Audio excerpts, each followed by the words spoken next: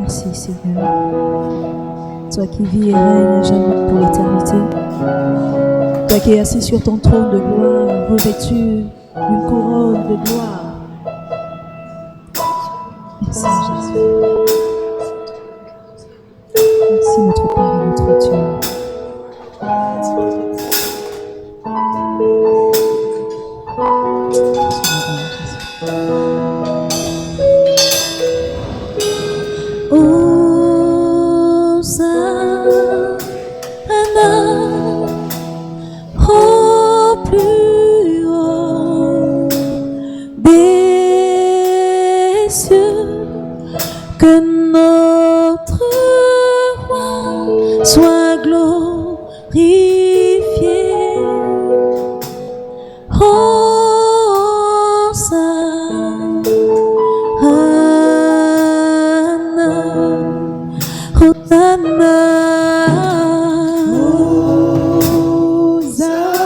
Hosanna à toi, Seigneur. Au plus haut des cieux. Au plus haut des cieux. Notre roi règne, notre roi soit glorifié.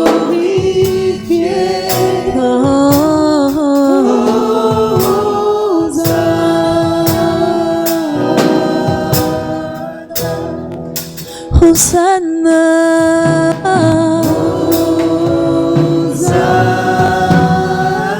Au plus haut des cieux, au plus haut des cieux, que notre roi soit glorifié.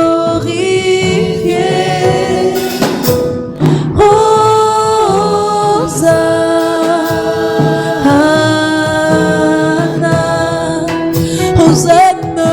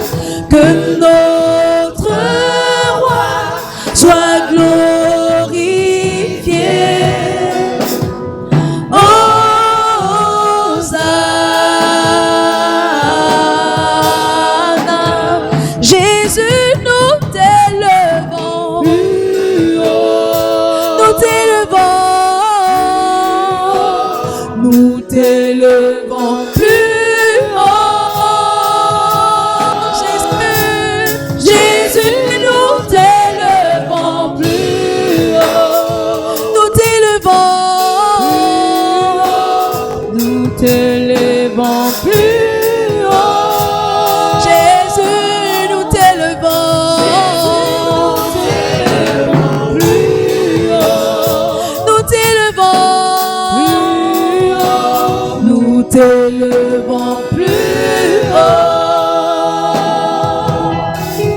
Oui, Jésus,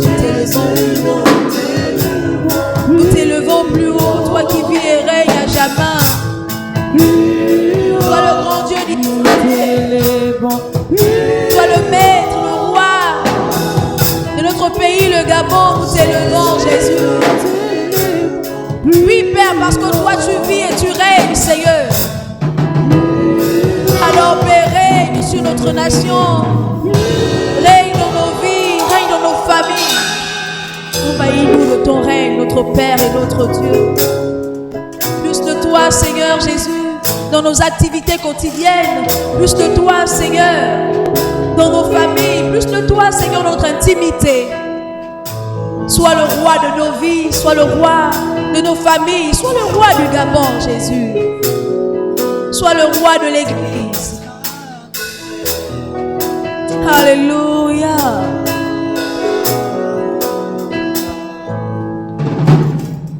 C'est toi, Jésus, qui est digne d'être adoré. C'est toi, Jésus, qui est digne d'être adoré. Toi le roi, toi le maître, tu es digne d'être adoré. Toi le roi, Toi le maître, tu es digne d'être adoré. C'est toi Jésus. C'est toi Jésus, qui est digne d'être adoré. C'est toi Jésus. C'est toi Jésus, qui est digne d'être adoré. Toi le roi. Toi le maître, tu es digne d'être adoré. Toi le roi. Toi le maître, tu es digne d'être adoré. C'est toi Jésus. C'est toi Jésus, qui est digne d'être adoré. C'est toi Jésus, qui est digne d'être adoré. Qui est digne d'être adoré. Toi le roi. Toi le roi. Toi le maître, adoré. Toi le roi. Toi le roi. Toi le maître, tu es digne d'être adoré. En toi j'ai retrouvé la force d'avancer. En toi j'ai retrouvé la paix que je recherchais. Oh Seigneur, je me prosterne devant ta face. Oh Seigneur, je reconnais que sans toi, je ne suis rien, rien, rien, rien, rien, rien. C'est toi Jésus, qui est digne d'être adoré. C'est toi Jésus, qui est digne d'être adoré. Toi le roi, toi le maître, tu es digne d'être adoré. Toi le roi, toi le maître, tu es digne d'être adoré. C'est toi Jésus,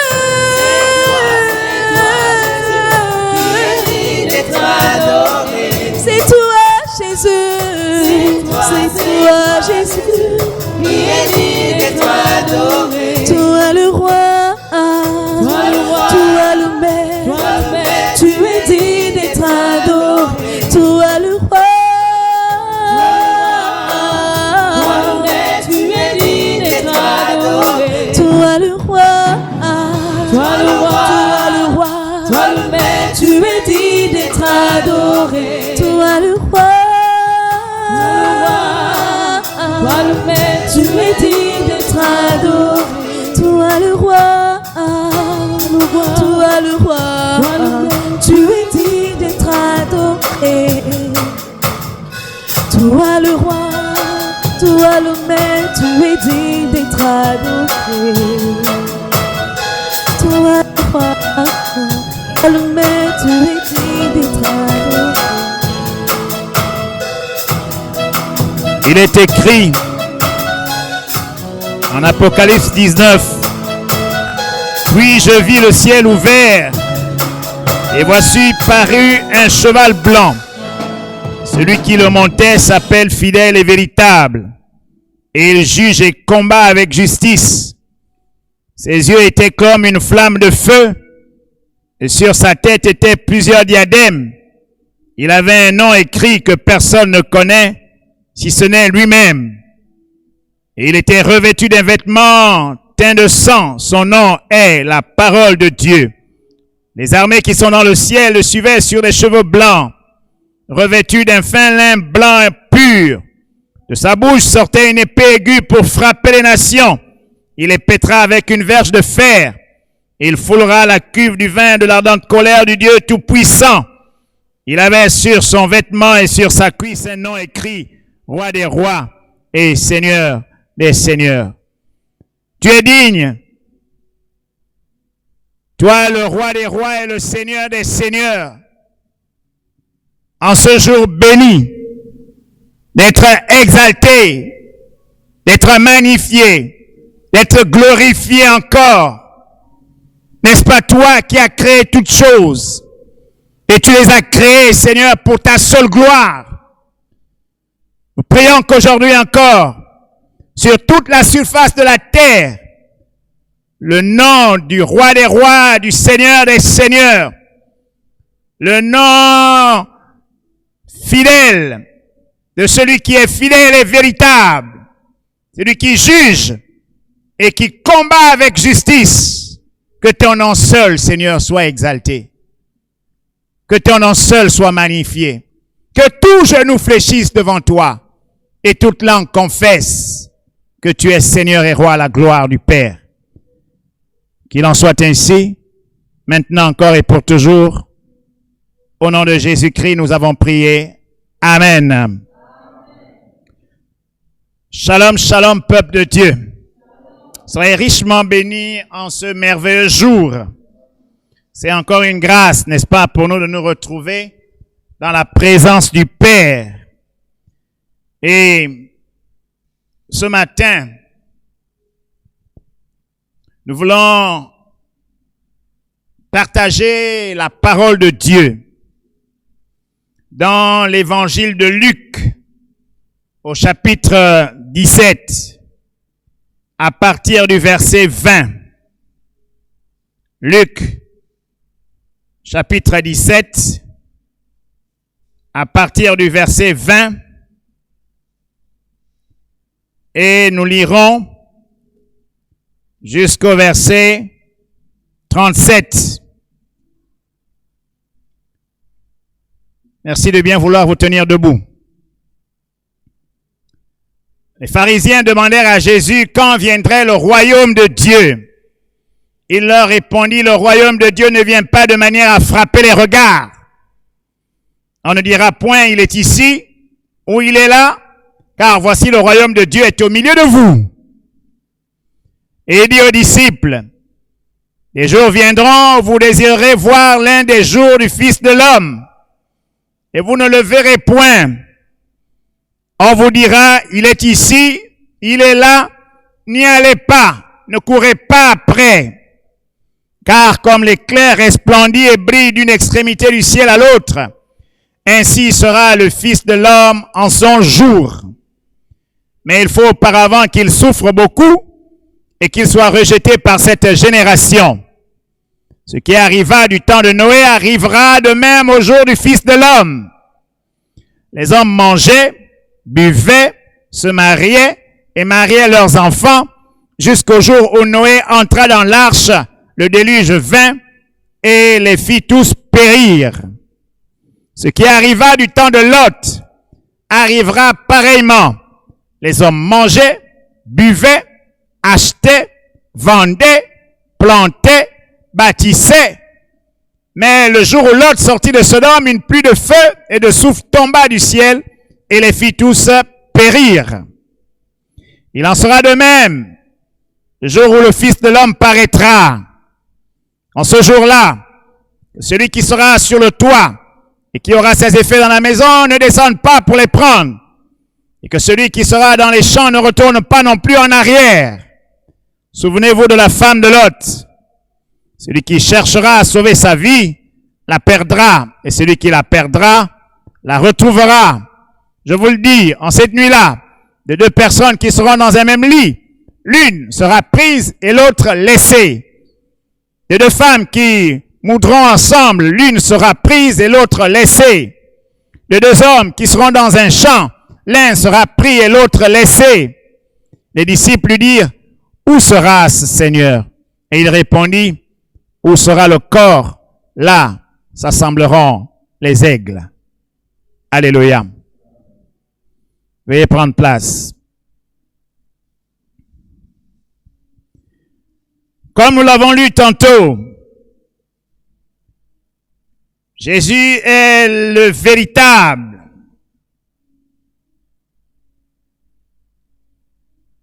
Il est l'alpha et l'oméga. Il est le roi des rois et le seigneur des seigneurs.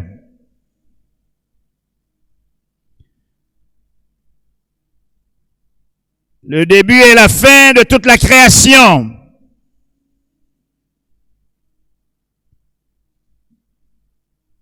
Ce jour-là, les pharisiens vont donc lui poser une question.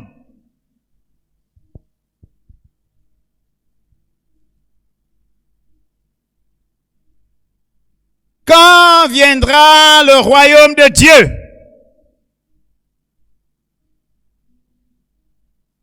Et à cette question, Jésus répond en disant, le royaume de Dieu ne vient pas de manière à frapper les regards. On ne dira point, il est ici ou il est là, car voici le royaume de Dieu est au milieu de vous.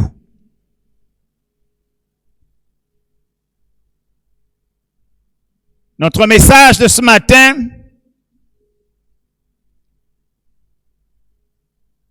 s'intitule « Le royaume de Dieu et la direction divine ».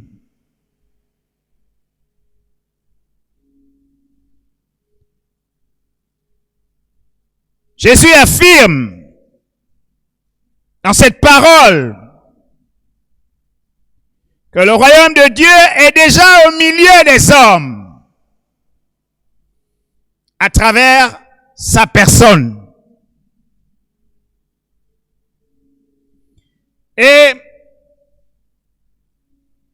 il va donc se tourner vers ses disciples pour leur demander d'être vigilants. C'est un appel, n'est-ce pas, à la vigilance. Ce qui compte, c'est donc d'être vigilant pour bien regarder dans la direction de Dieu. Jésus parle ce jour-là, n'est-ce pas, de son avènement. Mais en même temps, il va évoquer à travers l'histoire de Noé et l'histoire de Lot que cet avènement viendra également de manière surprise. Pendant que les hommes seront en train de vaquer à leurs occupations. Le Seigneur interpelle donc les disciples à être vigilants,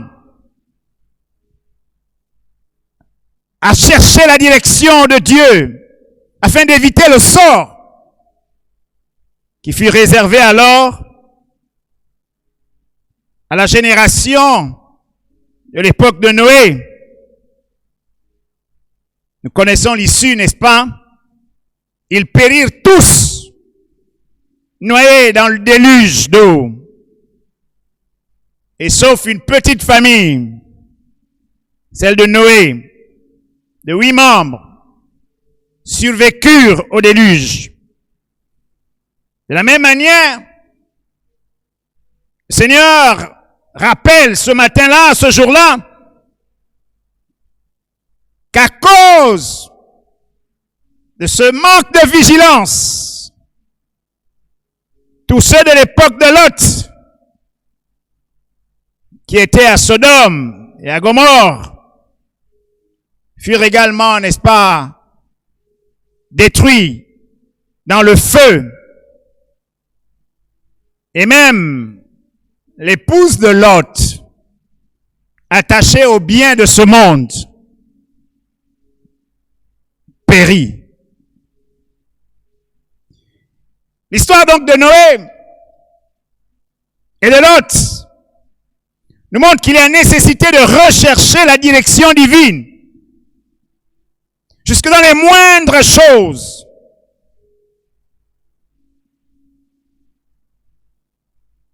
À travers, particulièrement, tous les événements que nous vivons actuellement.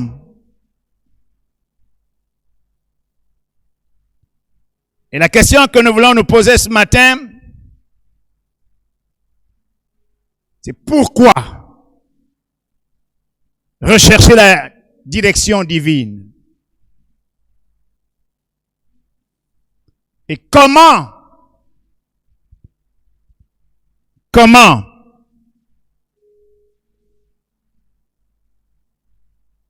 trouver ou reconnaître la direction divine?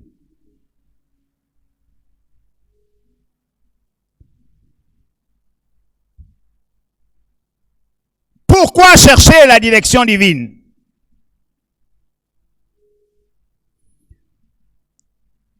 Seigneur nous dit, l'avènement du Fils de l'homme, et même le royaume de Dieu,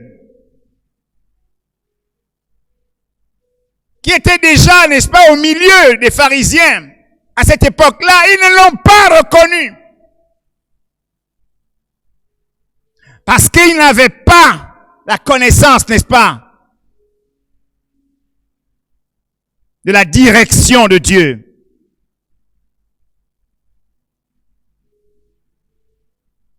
Il nous faut la direction divine. Nous attendons un événement particulier pour chacun de nous, en tant que fils et filles de Dieu. C'est l'avènement, ou le retour, n'est-ce pas, du roi des rois et du seigneur des seigneurs. Et nous savons que ce retour va être très fracassant. Mais il ne se fera pas à la manière des hommes. C'est pourquoi le Seigneur nous interpelle à la vigilance. Mais cette vigilance passe par la connaissance de la direction de Dieu.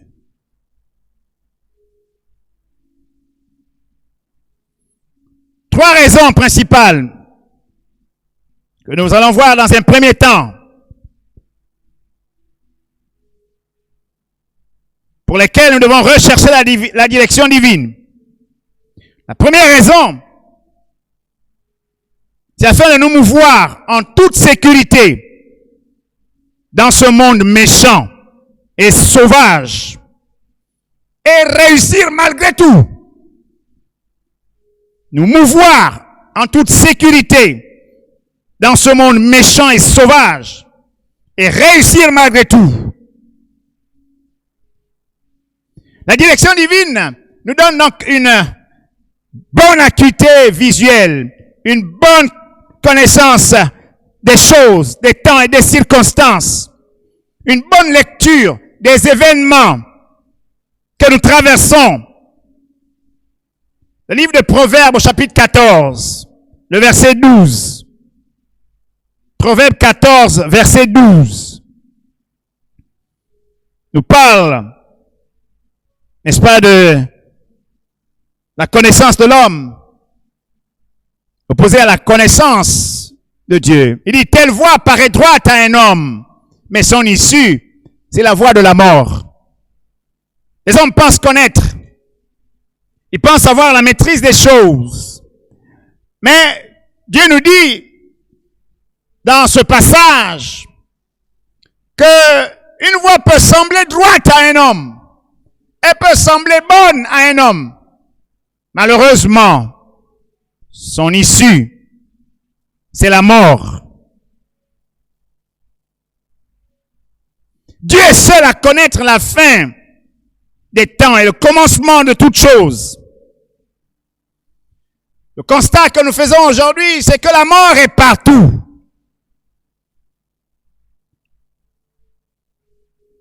Alors, pour ceux qui recherchent la direction de Dieu, c'est donc un sujet important que de sonder, n'est-ce pas, les temps et les circonstances, les événements, pour comprendre pourquoi la mort est-elle si présente aujourd'hui au milieu de nous. Il ne se trouve pas une seule famille qui n'ait enterré, n'est-ce pas, un parent, une connaissance, un ami. Ces derniers temps,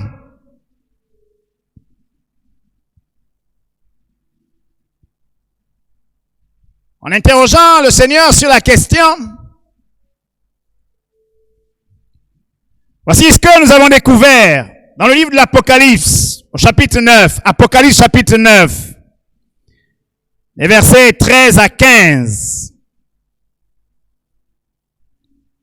Apocalypse 9. Le sixième ange sonna de la trompette, et j'entendis une voix venant des quatre cornes de l'autel qui est devant Dieu. Et disant au sixième ange qui avait la trompette, délie les quatre anges qui sont liés sur le grand fleuve l'Euphrate.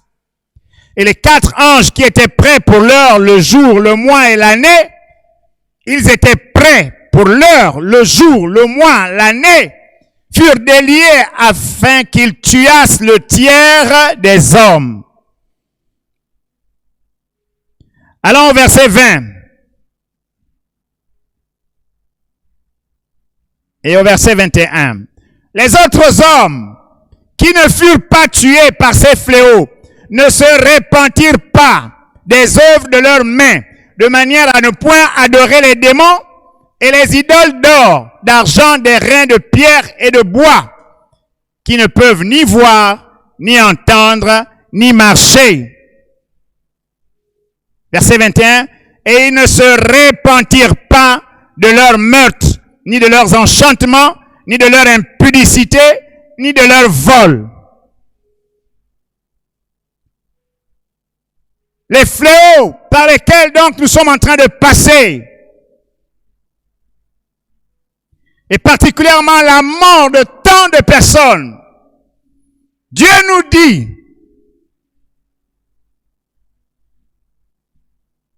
qu'un ange, n'est-ce pas, a été libéré, un ange de la mort, un esprit de mort, qui est relâché avec objectif de tuer le tiers des hommes.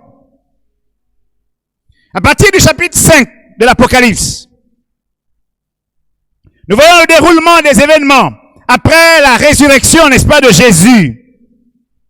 Le Saint-Esprit nous montre, à travers le prophète Jean, l'agneau qui est ressuscité et qui tient, n'est-ce pas, un livre entre ses mains, scellé de 7 sceaux. L'ouverture de ces sceaux va libérer donc des esprits, parmi lesquels l'esprit de conquête, l'esprit de guerre, l'esprit de famine, l'esprit de mort,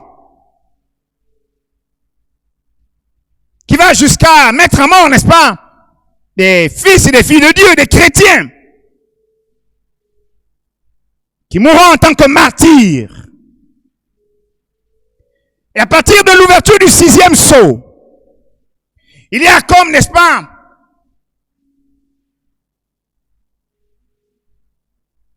quelque chose de particulier qui se passe alors. La Bible parle du grand jour, de la colère de l'agneau. Les serviteurs de Dieu sont alors marqués au front. Dieu met à part ceux qui lui appartiennent. La Bible nous révèle donc une grande assemblée des fils et des filles de Dieu, l'Église triomphante. Nous sommes arrivés dans les temps où l'Évangile est en train d'être prêché de toutes les manières possibles pour atteindre le maximum de personnes à travers, n'est-ce pas, les 4 coins de la terre. Les médias sont utilisés à cet effet, Internet, pour toucher le maximum. Frères et sœurs, l'évangile prend de l'ampleur, malgré ce que nous pouvons constater. Bientôt, nous sommes à la fin.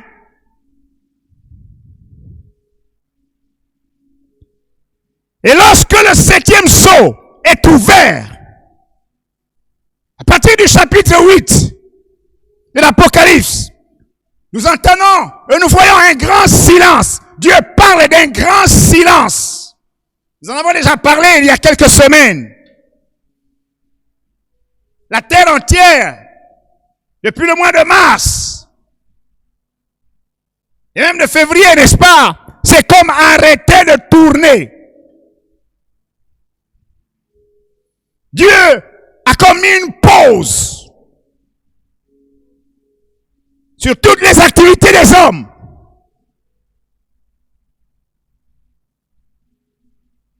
Et 7 anges qui se tiennent dans la présence de Dieu vont alors commencer à sonner de la trompette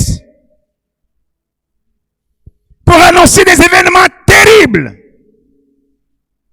par lesquels la terre entière et le ciel et toute la création vont passer. Des grands malheurs qui vont frapper le tiers de la terre, le tiers de la mer, le tiers des créatures qui sont dans le ciel, sur la terre, sous la mer, et le tiers des hommes.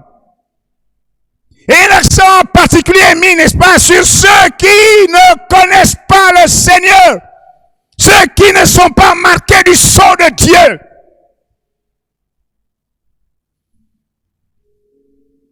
Et la conclusion donc du chapitre 9 dit, mais malgré tous ces fléaux, ils ne se repentirent point.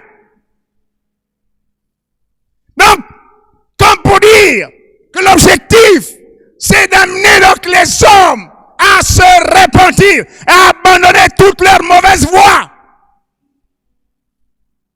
pour se tourner enfin vers le roi des rois et le Seigneur des seigneurs, cherchant la direction de Dieu. Ils ne se repentirent pas de leur meurtre, ni de leurs enchantements, ni de leur impudicité, ni de leur vol, ni de toute leur idolâtrie.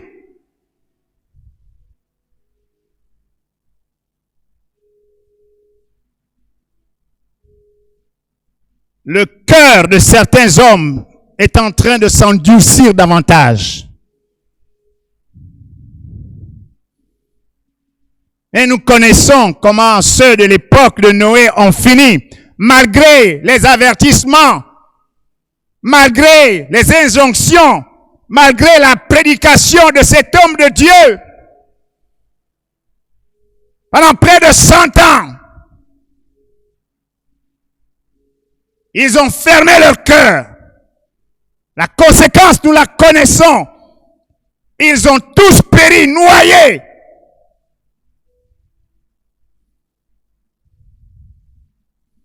De la même manière qu'à Sodome et Gomorrhe, où l'ignominie avait atteint un maximum d'homosexualité et toutes ces pratiques perverses,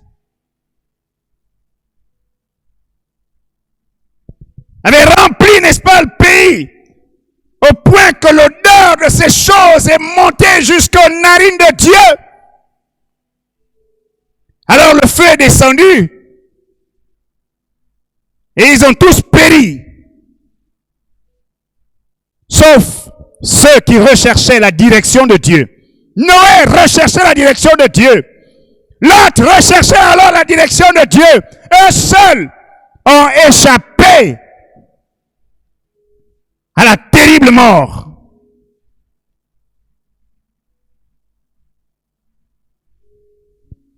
Pourquoi rechercher la direction de Dieu? Deuxièmement, pour déjouer les pièges de l'ennemi, les pièges des esprits, tueurs d'étoiles. La bête a relâché des esprits tueurs d'étoiles. Vous savez, la particularité avec les étoiles, c'est qu'on est jaloux d'elles. Lorsqu'on voit une étoile, vous savez, la dernière fois, j'étais en train d'écouter une émission quelque part, et puis on posait la question de savoir comment vous réagissez face à une femme qui est très belle. On demandait à d'autres femmes et à d'autres hommes comment vous réagissez face à un homme qui est très beau, etc. Et la réponse, n'est-ce pas, de tous les interlocuteurs qui étaient là, c'était la jalousie. La jalousie. La jalousie. Lorsque la jalousie est dans le cœur d'un homme, alors il est susceptible de devenir un instrument de la bête, de devenir un instrument des esprits tueurs d'étoiles. C'est ce qui est arrivé à Daniel. Dans le livre de Daniel, au chapitre 6, Darius, roi des Mèdes et des Perses, prend le pouvoir. Et il va élire donc, ou élever, n'est-ce pas, les satrapes, les gouverneurs, dans les 25 provinces, n'est-ce pas, de l'État ou du pays. Et à la tête desquels il établit 3 chefs. Et Daniel fait partie de ces chefs. Et Daniel est le plus distingué de tous ces chefs. Parce que le gars a l'esprit de Dieu. Alors, la jalousie. Parce que Daniel était écouté. Par le roi Darius. Alors, la jalousie s'est emparée donc des autres chefs et des satrapes. Ils vont chercher, n'est-ce pas, le moyen de faire condamner Daniel. Comme le gars était juste, ils n'ont pas pu trouver un moyen par rapport aux affaires du royaume.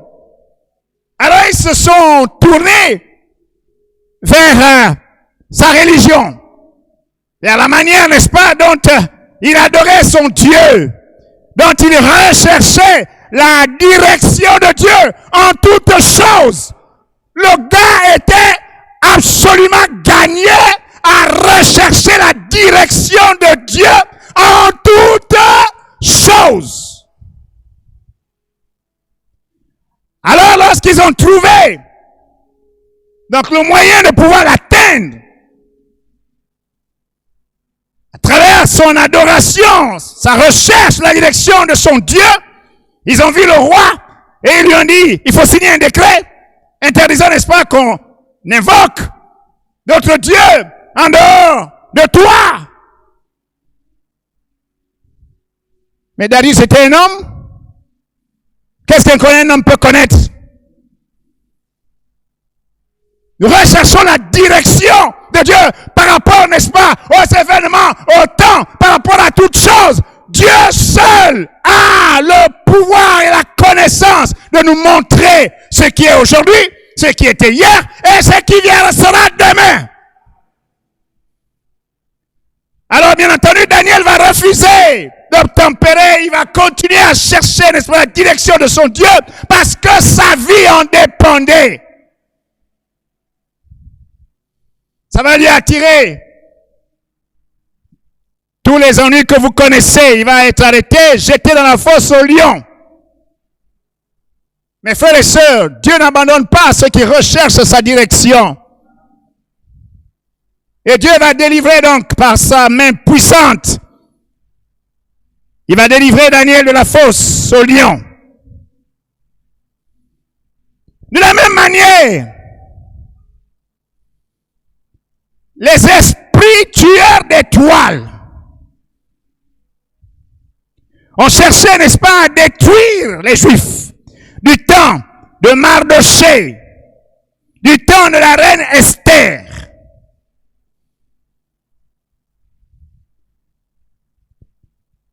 Ici, le motif,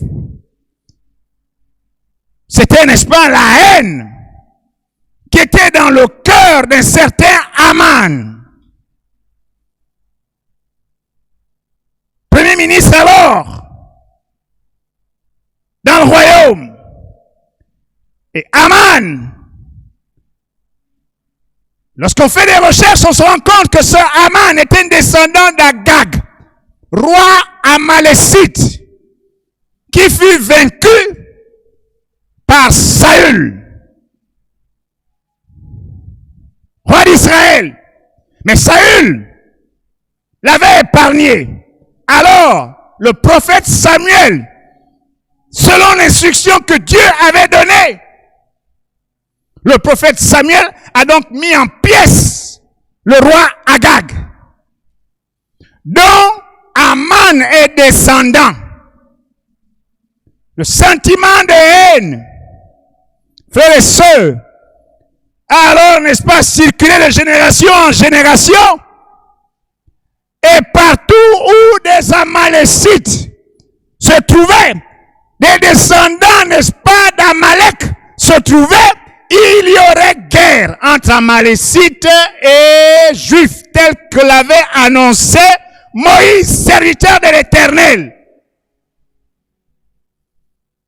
Mais, de la même manière que Moïse l'avait annoncé, en Exode 17, il a dit, il y aura désormais guerre de l'Éternel contre Amalek.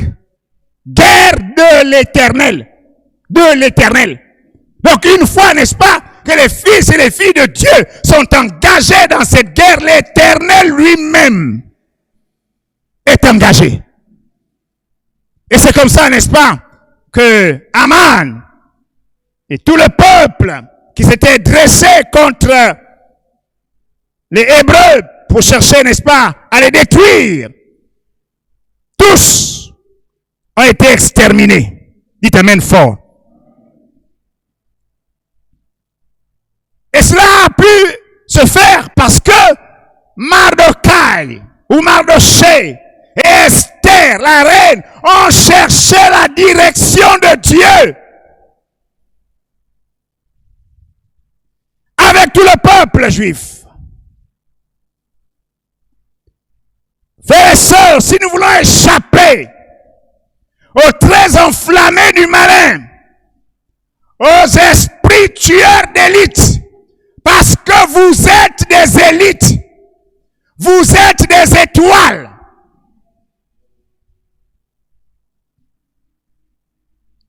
Tous les esprits tueurs d'étoiles, qui sont libérés pour chercher à vous atteindre.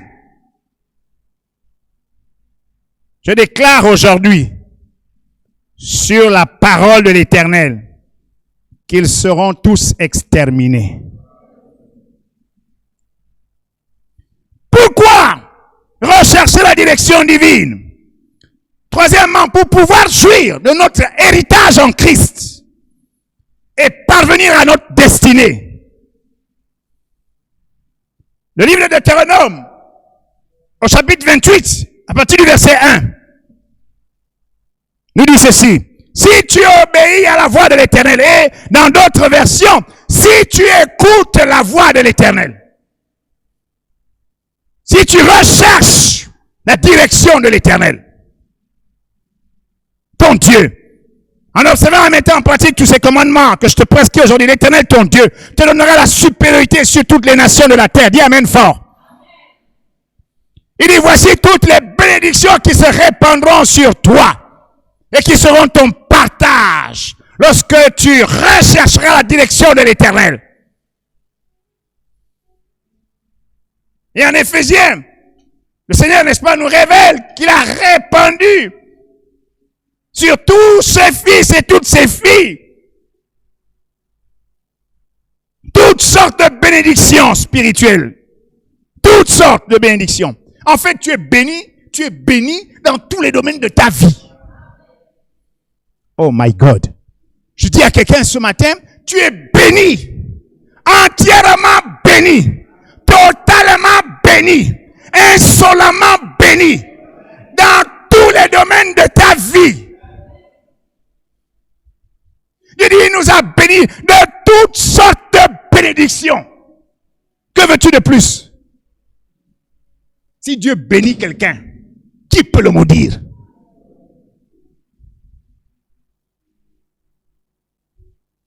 Il dit, il t'a béni dans toutes sortes de bénédictions. Donc tu es qualifié pour réussir. Si tu cherches la direction de ton Dieu.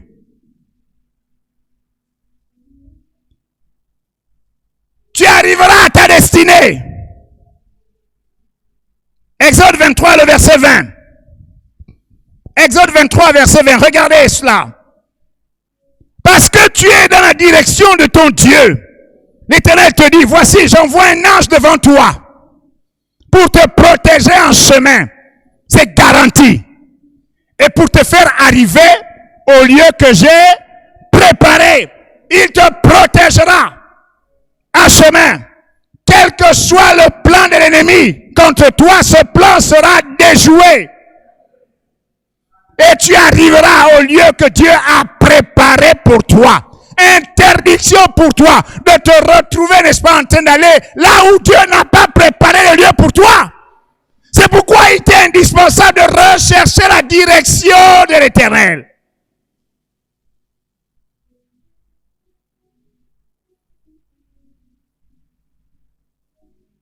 souvent, nous nous sommes engagés dans toutes sortes de directions, dans toutes sortes d'activités.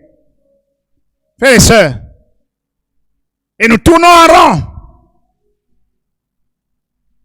Mais Dieu est engagé avec nous par rapport, n'est-ce pas, à sa direction.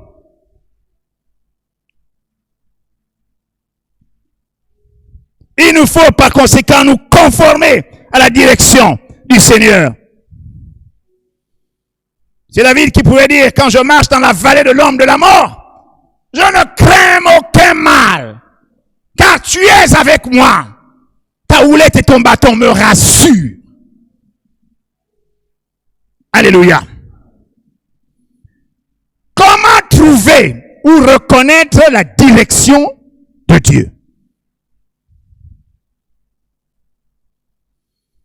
Une fois que nous avons vu le pourquoi, nous devons nous engager à chercher sa direction.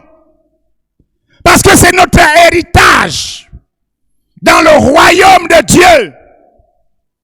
C'est notre héritage en Christ Jésus. Nous ne pouvons pas négliger notre héritage.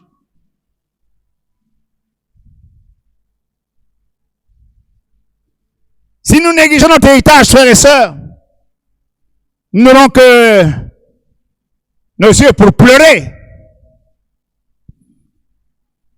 Comment trouver ou reconnaître la direction divine? Philippiens chapitre 6, les versets 4 à 7. Nous voulons aller de manière pratique. Parce que nous avons dit que la direction de Dieu se trouve dans les grandes et même dans les moindres choses. Il nous faut avoir cette nature, cette qualité, cette capacité, n'est-ce pas, à toujours rechercher la direction de Dieu, à reconnaître la direction de Dieu en toutes choses.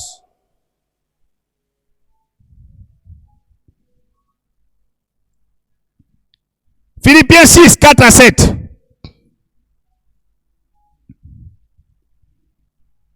Il y a d'énormes besoins que nous avons aujourd'hui. Et en Philippiens 4, au verset 6 à 7, voici ce que la Bible nous dit. Ne vous inquiétez de rien. Alors, par les temps par lesquels nous sommes en train de passer, Dieu nous dit une chose ce matin. Ne vous inquiétez de rien. Alléluia. Alléluia.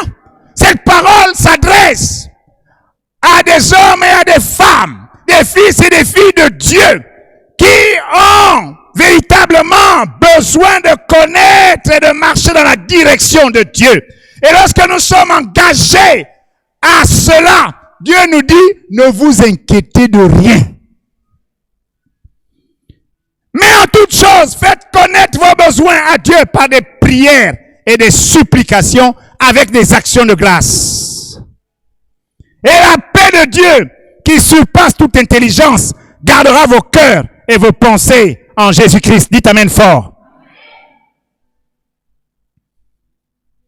Et nous avons des besoins. Et des tas de besoins, qu'ils soient spirituels, qu'ils soient physiques, qu'ils soient intellectuels, moraux, qu'ils soient matériels, financiers, sociaux, et que sais-je encore, pour nous-mêmes, pour nos familles, pour nos enfants, pour notre nation, pour les nations, pour Israël, nous avons des tas de besoins. Et Dieu nous dit, en tout cela, ne vous inquiétez de rien. Ah Seigneur, que devons-nous faire donc?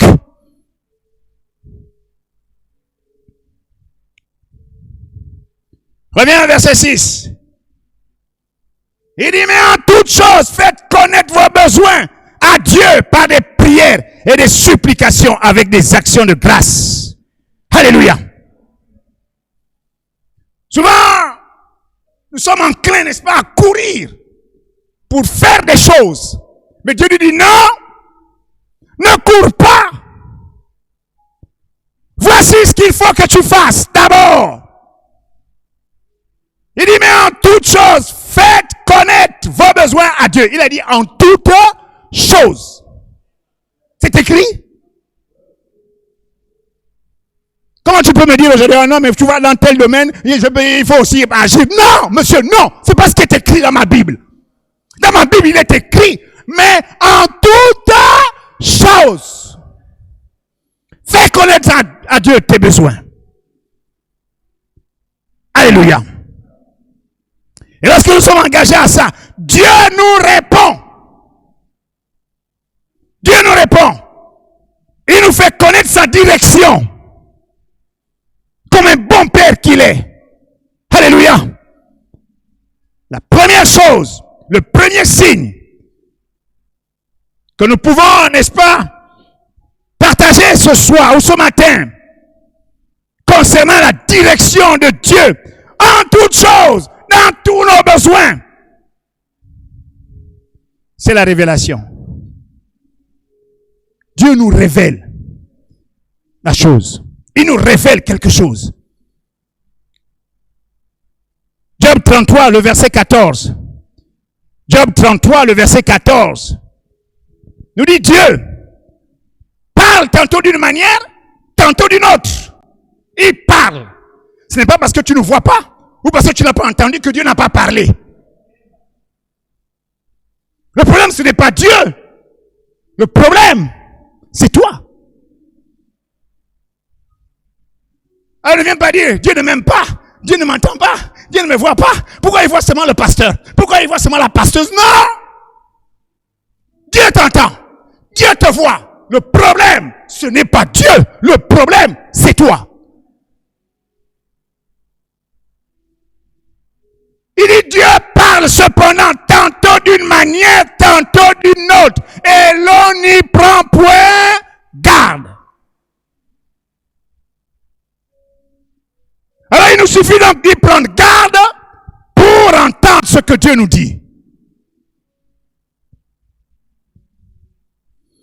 Parfois il nous parle au travers des rêves, parfois au travers des visions, parfois au travers d'une voix intérieure.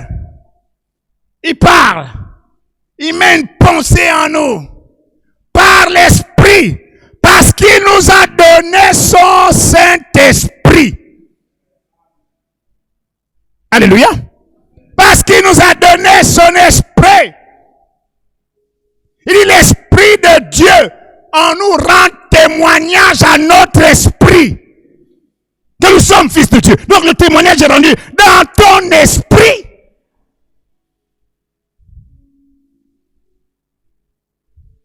Et lorsque nous ne savons pas nous concentrer donc sur la recherche, n'est-ce pas, de la direction de Dieu, bien entendu, nous ne ressentons pas, nous ne comprenons pas, nous ne voyons pas et nous ne discernons pas donc ce que Dieu est en train de nous dire dans notre esprit.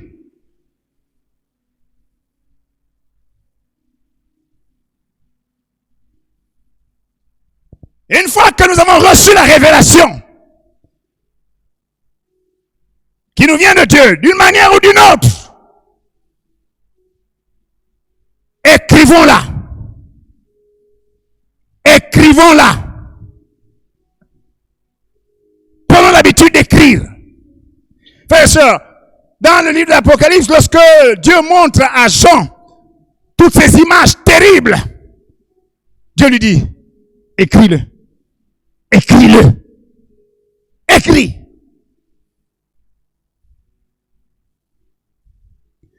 J'ai fait cette expérience et je me suis rendu compte que chaque fois que j'écris quelque chose qui m'est révélé, que je reçois, de quelque manière que ce soit, quand je l'écris, mon esprit en est dégagé.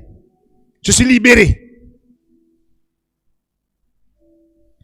Souvent, je suis dans le trouble. Mais dès que je commence à écrire, alors, je libère l'esprit pour pouvoir recevoir autre chose. Écris-le. Deuxièmement, une fois que tu as écrit ce que tu as reçu d'une manière ou d'une autre de la part de Dieu, et les fils et les filles de Dieu doivent marcher ainsi, n'allez pas recevoir des informations qui viennent des réseaux sociaux. Oh, camarades, arrêtons avec cela.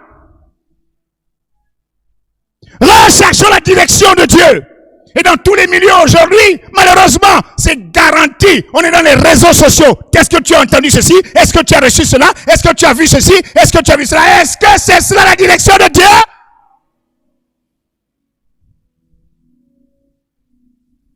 Le monde a besoin de connaître la direction de Dieu. Et cela passe par les fils et les filles de Dieu. Alléluia. Deuxièmement, nous devons chercher la confirmation de la chose par les Écritures. Assure-toi que cela est bien conforme aux Écritures. Parce que l'origine peut aussi être diabolique. Alors, recherche la confirmation par les Écritures, comme nos amis de Béret, en Acte 17, 11.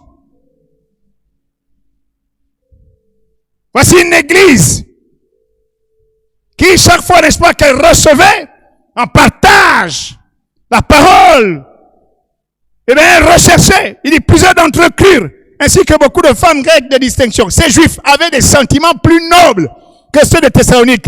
Ils reçurent la parole avec beaucoup d'empressement et ils examinaient chaque jour les Écritures pour voir si ce qu'on leur disait était exact. Alléluia. Alors, soyons des hommes et des femmes du livre. C'est ce que nous sommes. Nous sommes des hommes et des femmes du livre. Donc, recherchons la confirmation dans les Écritures. Examinons toutes choses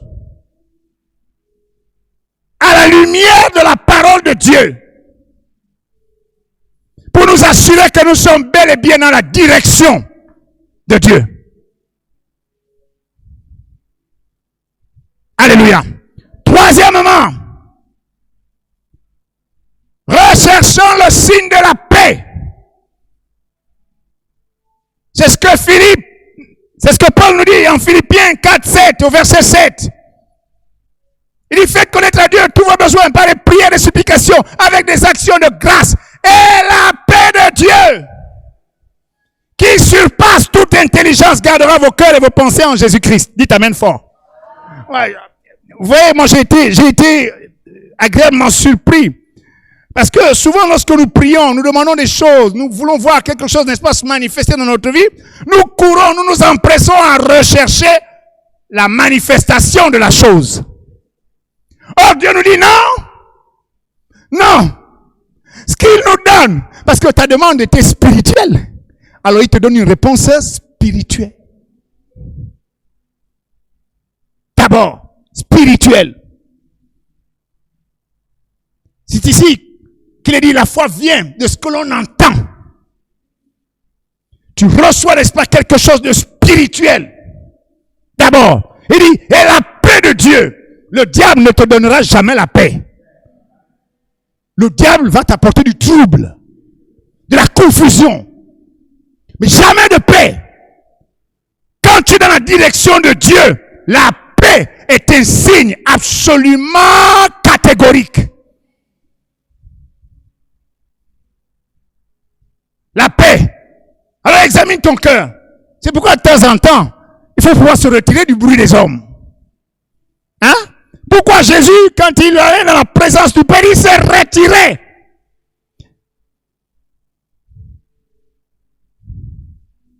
Tu dois recevoir cela. Et comment veux-tu reconnaître la paix quand tu es dans toutes sortes d'activités? Il faut savoir faire silence autour de toi pour lire la réponse de ton Seigneur. C'est la paix. À ta requête de prière, quel que soit ton besoin, Dieu dit ce qu'il te donne, c'est la paix. Et c'est cette paix que tu dois rechercher à l'intérieur de toi. Est-ce que j'ai reçu la paix? Ne cherche pas d'abord la manifestation de la chose que tu as demandé. Cherche la paix dans ton cœur. Dieu a-t-il répondu? Si Dieu a répondu par l'affirmative, alors je suis dans la paix.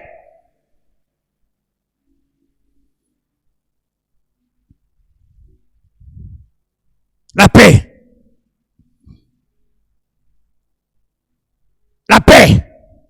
Recherchez cette paix. Et quand vous l'avez, vous pouvez avoir l'assurance, alléluia, que la chose va se manifester. Quand vous avez ce signe de paix, vous avez l'assurance que la chose va se manifester. Vous savez, Dieu m'a parlé, il m'a dit, c'est comme une maman qui est, une femme qui est enceinte. Comme une femme qui est enceinte. Le ventre, au vu de ceux qui sont de l'autre côté, n'est-ce pas, est plat. Et elle dit, moi je suis enceinte. Et puis tout le monde dit, ah, toi là, est-ce que toi tu peux même attraper grossesse quelque part? Hein? Est-ce que toi tu peux même? Parce que le ventre est plat. Mais il n'y a qu'elle-même pour ressentir, n'est-ce pas, ce qui est à l'intérieur d'elle. Amen, amen. Même si les gens disent, oh non, toi tu peux pas avoir, toi tu peux pas être enceinte, c'est pas possible, c'est pas possible. Eh, mais Marie, quand Marie a reçu le petit bébé dans son ventre, elle était partie avec quel homme? Jamais, aucun homme. Elle seule avait la certitude que l'enfant était bel et bien dans son ventre. Mais pour tous les autres, c'était pas possible. Elle n'a jamais été avec un homme.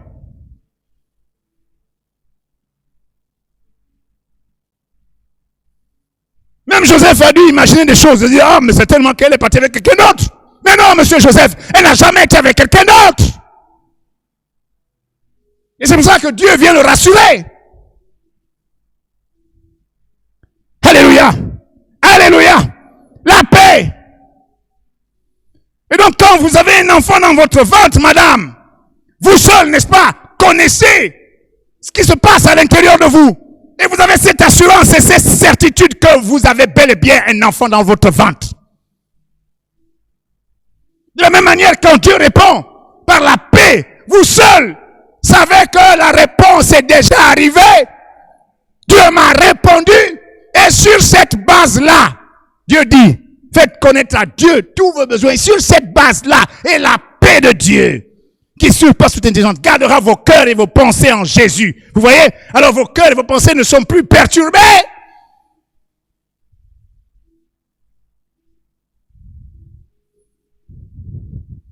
Et c'est seulement que la Bible dit, tout ce que vous demanderez, en priant, croyez que vous l'avez reçu.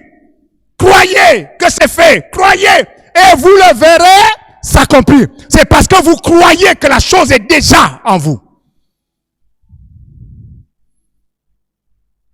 Et une fois que vous le croyez, bien sûr, des circonstances contraires vont se manifester autour de vous.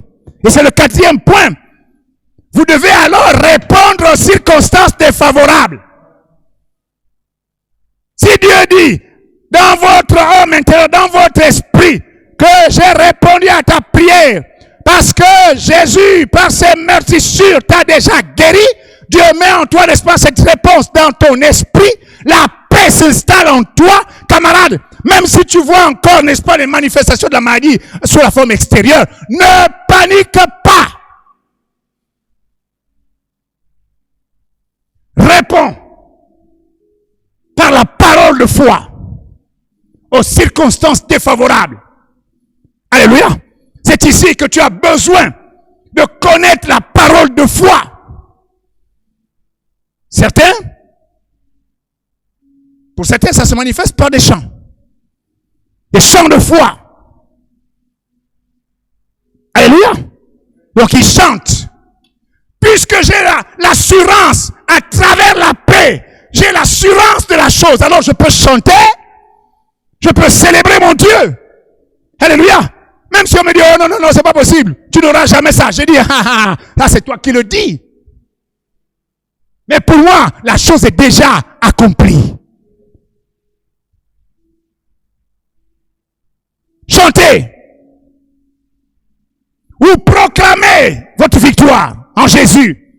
C'est alors que vous pouvez proclamer avec assurance que j'ai été guéri par les meurtrissures de Jésus. Je suis déjà guéri. Si c'est pour la guérison que vous avez prié. Et vous ne dérogez pas à cela. Proclamez-le. Dites-le. Confessez. Alléluia. Ordonnez même. Ordonnez. Si j'ai cette assurance que la chose, n'est-ce pas, doit arriver, il dit que la pluie, par exemple, tombe. Que la pluie tombe, j'ordonne, que la pluie tombe. J'ai prié et j'ai reçu, n'est-ce pas, l'assurance que oui, Dieu m'a répondu favorablement. Alléluia. Selon, n'est-ce pas, les termes de l'alliance.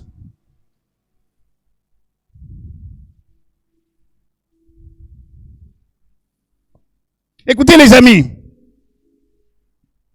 dans la dispensation de la grâce, lorsque Israël sort de l'Égypte pour se retrouver, n'est-ce pas, au mont Sinaï, entre la sortie de l'Égypte et le mont Sinaï, Israël a beaucoup boudé, hein?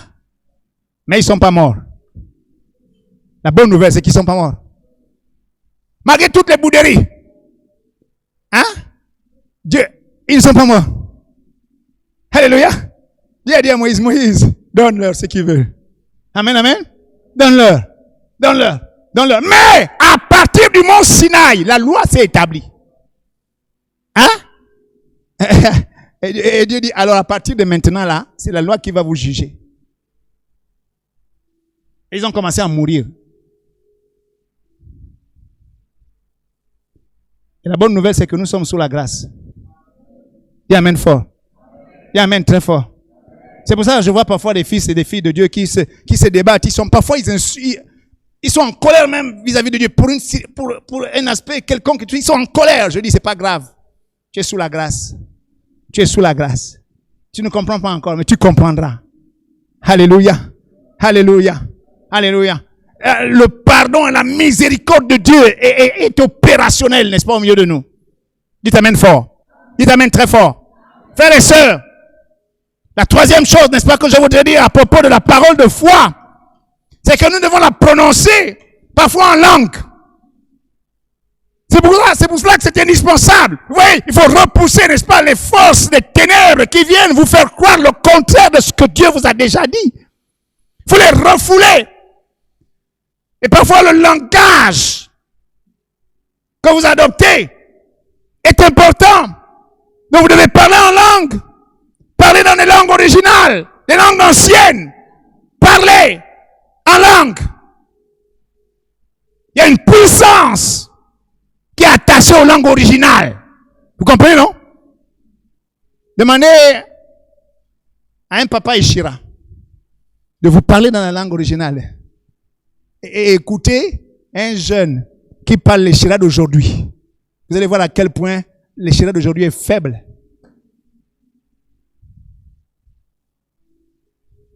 Amen, amen. Amen, amen. Il est dilué. Allez à l'ancienne langue, à l'original, vous allez vous rendre compte à quel point elle est puissante. Elle est forte. Donc arrêtons de parler le français là.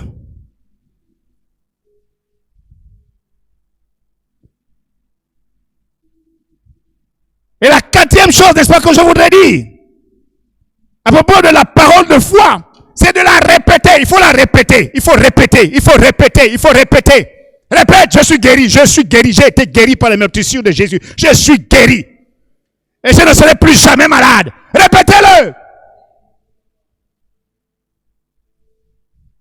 Et puis enfin, la parole de foi que vous proclamez, n'est-ce pas, contre les circonstances défavorables ou contraires, n'est-ce pas, à ce que Dieu lui-même a déjà établi. Cette parole de foi, vous pouvez et vous devez la prononcer aussi de nuit. Parce que c'est la nuit que beaucoup de choses s'arrangent. Les transactions, les plus grandes transactions sur le plan spirituel, frères et sœurs, c'est la nuit. Pendant que toi tu dors, les autres sont en transaction. Alors réveille-toi. Arrête de trop dormir.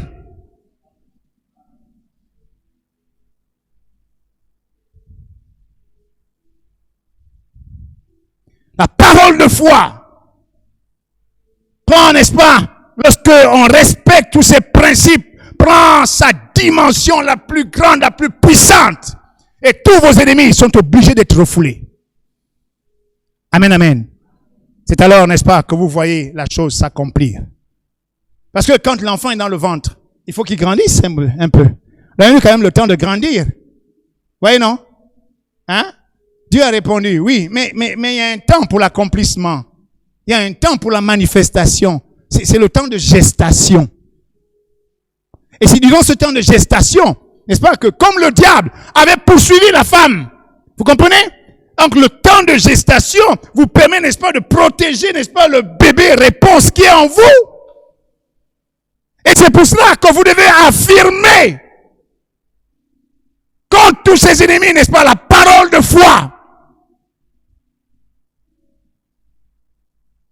Jusqu'à ce que l'affaire, n'est-ce pas, vienne à maturité. Et alors vous la voyez se manifester. Dites amen fort.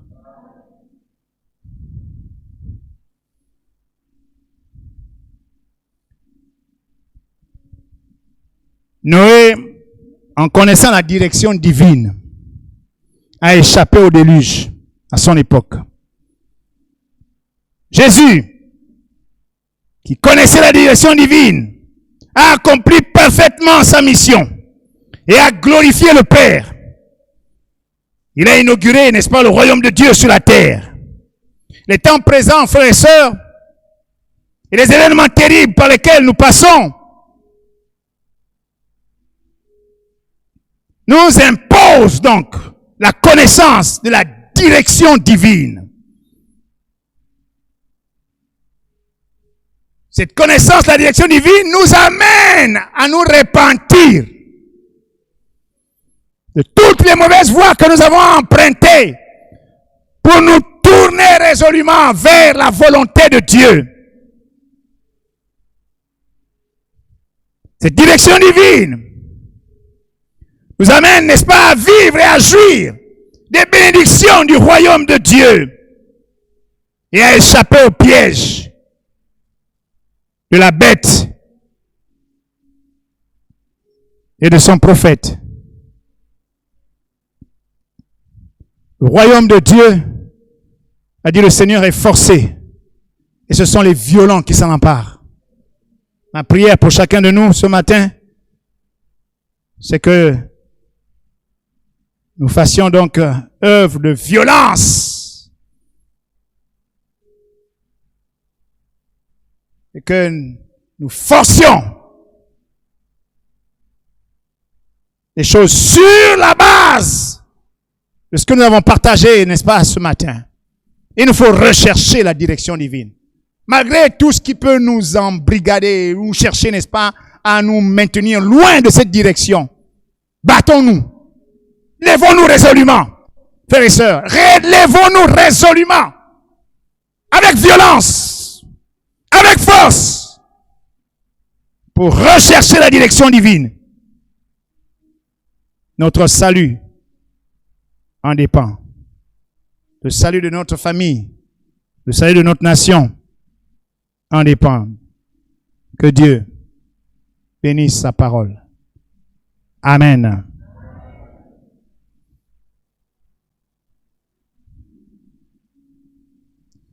Nous voulons nous lever un instant et nous allons prier.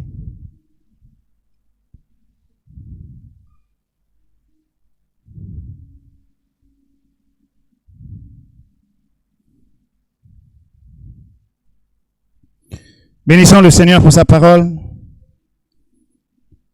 Disons-lui merci, n'est-ce pas, pour l'avènement du royaume de Dieu que nous avons reçu par Jésus-Christ, notre Sauveur et notre Seigneur.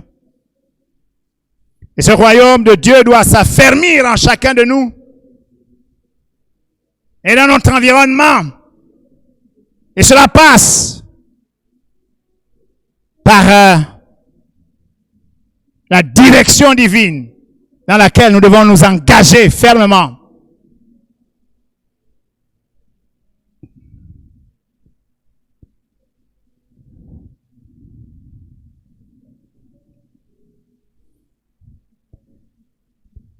Oui, merci notre Père et notre Dieu pour ta parole. Merci pour le don du royaume de Dieu que tu nous as accordé. Et merci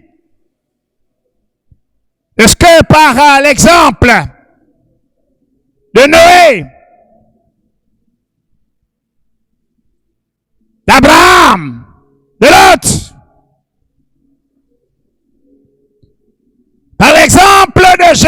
notre Seigneur, Père, nous te disons merci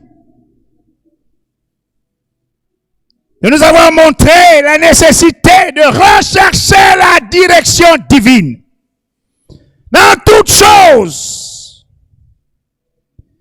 Et merci, Père, de nous avoir montré également comment reconnaître cette direction.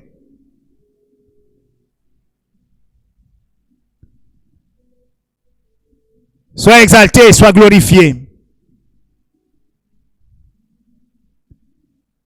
Nous voulons proclamer ensemble, selon la parole de Dieu, contenue dans 2 Corinthiens 4, 13. Il est dit en effet, j'ai cru, c'est pourquoi j'ai parlé. Alors dis avec moi, je déclare par ma foi que je suis victorieux dans cette vie. Je refuse d'être dominé par les forces des ténèbres, par les forces de ce monde, mais plutôt, je déclare, je décrète que je domine mon environnement et je règne en tant que roi. Je règne sur la maladie, sur les démons, sur la mort. Je suis plus que vainqueur par Jésus-Christ mon Seigneur. La vie de Dieu est en moi. Désormais, toute peur a disparu.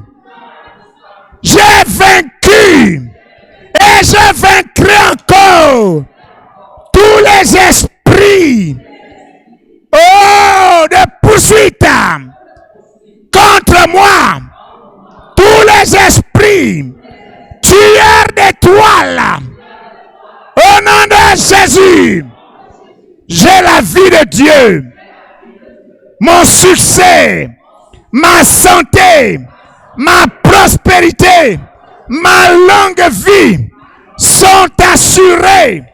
Au nom de, je déclare, au nom de Jésus, que j'ai tout pleinement en Christ. Rien ne manque dans mon corps, dans mon âme et dans mon esprit. Tout ce qui est supposé être en moi, il est parfaitement. Et je n'ai besoin de rien d'autre. Je n'ai besoin de rien d'autre, sinon de la direction de Dieu. Aujourd'hui, je prends conscience de marcher pleinement dans la direction de Dieu, de la même manière que Daniel s'y était engagé. Je m'y engage au nom de, je déclare que mon cœur bat, mes poumons emmagasinent l'air. Normalement, mes yeux voient. Normalement, au nom de tout ce que les autres ne voient pas, n'entendent pas, ne connaissent pas, je le ressens, je le reçois et je le vois. Au nom de...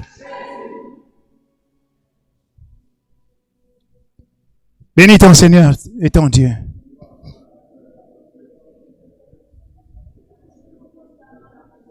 Merci de ce que tu ouvres nos yeux, notre entendement, pour voir les choses, pour entendre et pour faire, Seigneur, ce que l'homme ordinaire ne voit pas, ce qu'il n'entend pas, ce qu'il ne voit pas, pour que nous demeurions pleinement dans la direction de Dieu. Saisis-toi de chacun de nous.